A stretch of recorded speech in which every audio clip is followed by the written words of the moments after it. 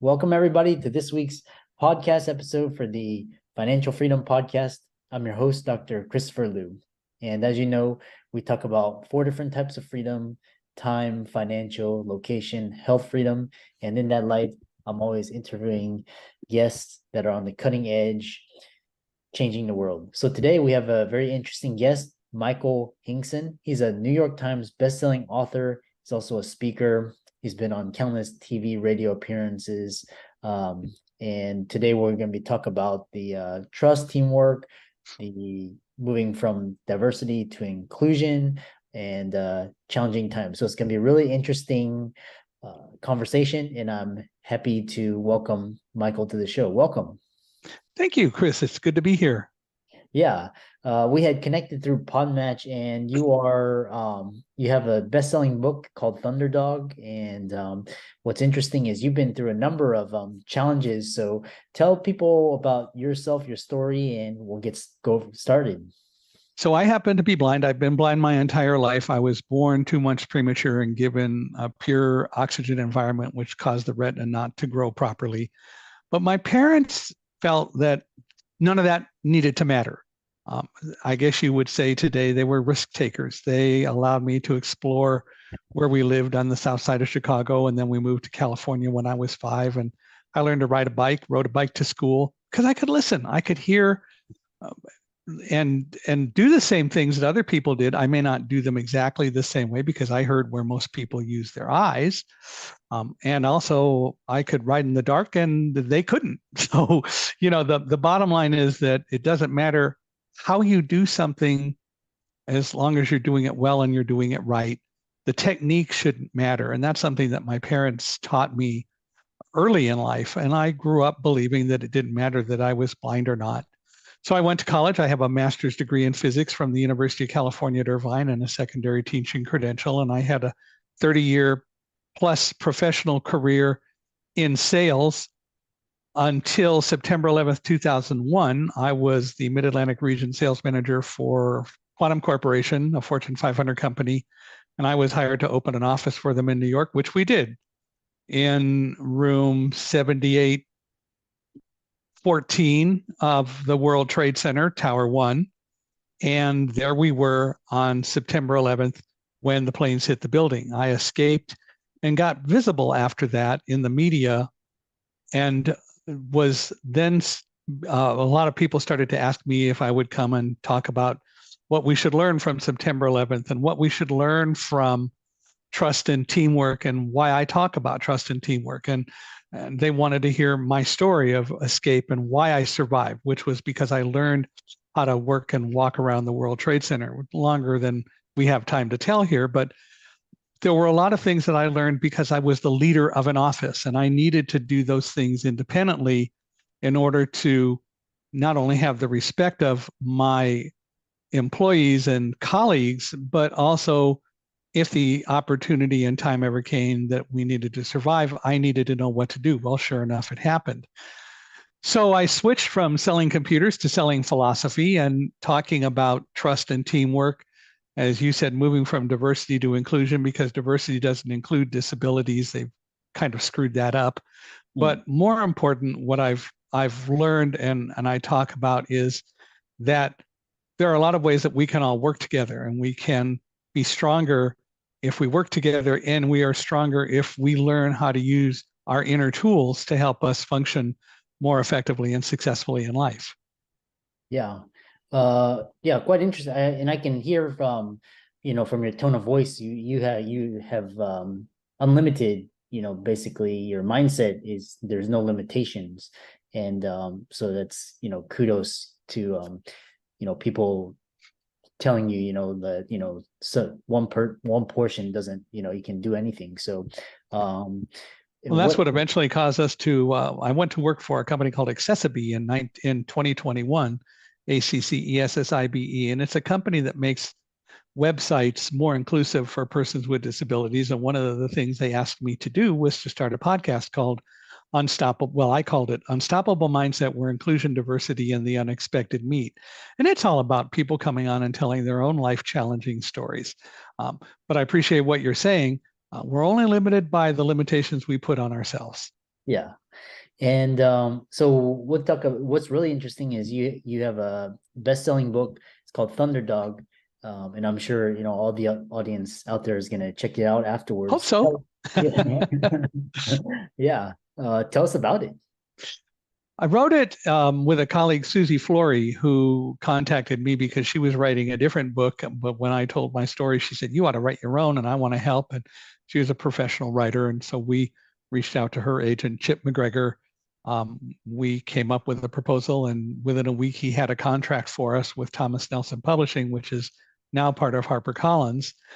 And it's a story that talks about what happened on September 11th, but it's not a September 11th book. It's really more a book about me, how I got to the World Trade Center. That is my life story, things I learned along the way, as well as telling the story of what happened on September 11th.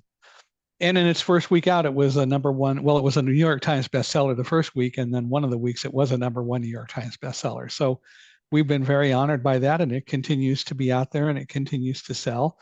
And I'm always looking still for places to go where people want to hire a speaker. And if people have an opportunity or want someone to come and talk about teamwork or trust or just tell an inspiring story, email me at speaker@michaelhingson.com, michaelhingson.com. But I'm glad to talk about that and help people understand that no matter what life throws at you, we can deal with it if we learn how to do it. Yeah. Yeah. And then there's a couple of themes from talking to you. And the first one is trust and teamwork. And you've done that. Expand upon that for the audience. Trust is all around us, even though I think probably a lot of us, and rightly so, view that trust is under attack because we're seeing so many reasons why people don't trust. We don't trust politicians because they haven't earned our trust. And we are seeing so many things that happen that cause us to become very leery of trusting. But even with all of that, there are so many things that we do trust. I trust that the ceiling over my head isn't going to collapse. You and I trust that this conversation will continue. We trust so many things in our lives already. And I happen to use a guide dog. Now, one of the things that people always talk about is how my dog led me around and led me down the stairs. Totally wrong. Dogs don't lead. Guide dogs don't lead, they guide. The job of the dog is to make sure that I walk safely. I have to know where to go and how to get there, like I did in the World Trade Center. I can't expect a dog to do that, and I don't want a dog to do that. It's my choice as to where I'm going to go and how I'm going to get there. It's the dog's job to make sure that we walk safely. So it's a team, right? I say that I have learned a whole lot more from working with 8 guide dogs than I've learned from all the experts on teamwork and trust and management theory combined, because I live it with the dog every day. Roselle, who was with me in the World Trade Center, and I worked as a team. And we got out. We actually had to run from the collapse of Tower 2, and we survived that again because we worked together seamlessly to make sure that we both stayed safe. So I talk a lot about trust, and I talk about the fact that while dogs love unconditionally, and I firmly believe that, they don't trust unconditionally. But the difference between a dog, unless it's an extremely abused one, and people is dogs are open to trust. So with every guide dog I've gotten, we have to develop the relationship, but they're open to the idea of trust, and they're open to trusting me if I can establish a trusting relationship with them. And then when that trusting relationship develops, it's as good as it gets. The love is there. And again, I do think that dogs love unconditionally. They want to, but still, it all comes down to developing the relationship. And so I have formed teams with 8 guide dogs over the years since 1964 and value those teaming relationships more than anything I can imagine. And how does it apply? How have you applied this model of trust, teamwork, the human animal bond, in your career so whenever I hire a salesperson, and whenever I bring employees on, one of the things I tell them is, I hired you because I believe you can do your job. My job isn't to boss you around.